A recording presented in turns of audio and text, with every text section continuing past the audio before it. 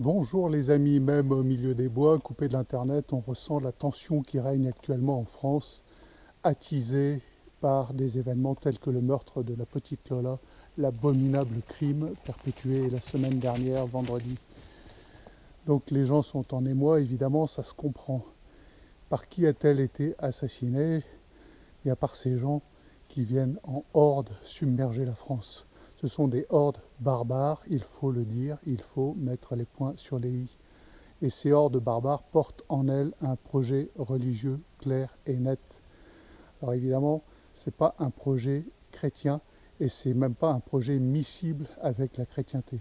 Il n'y a pas de compatibilité possible puisque ce projet, on a beau dire ah les gentils musulmans, les gentils ci, les gentils ça, est en totale opposition au Christ, n'est-ce pas? C'est un projet qui vient pour détruire la chrétienté.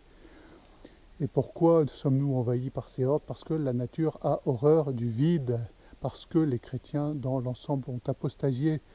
Ça a commencé en 1789 et le peu de forces vives qui restaient ont été anéanties durant toutes les guerres successives de la Vendée, en passant par 1870, 14, 39. Et l'Algérie, évidemment, l'Indochine, etc., etc.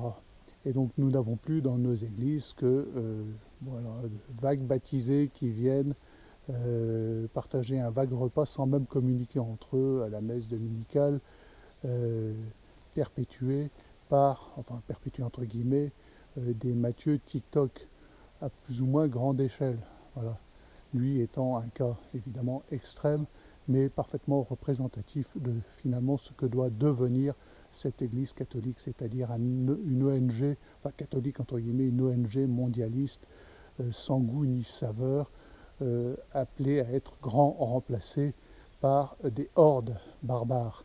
Et donc évidemment, tant que nous ne retrouverons pas, nous tous, Français, le chemin du baptême de Clovis, de cet élément fondamental qui a réellement fondé la France, hein, ce ne sont pas que des mots, la France, elle s'est fondée ce jour-là, à cet instant précis, l'instant du baptême de Clovis et l'onction des rois qui ont suivi avec la Sainte Ampoule, évidemment. Tant que nous ne retrouverons pas, nous, catholiques, le chemin d'un catholicisme radical, cette submersion, qu'on le veuille ou non, continuera, perdurera dans le temps, malgré toutes les mesurettes politiques que pourront prendre les uns ou les autres.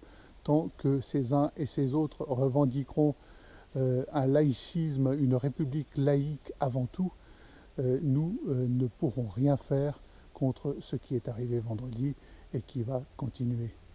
Voilà, il faut donc mettre un terme à la République laïque maçonnique.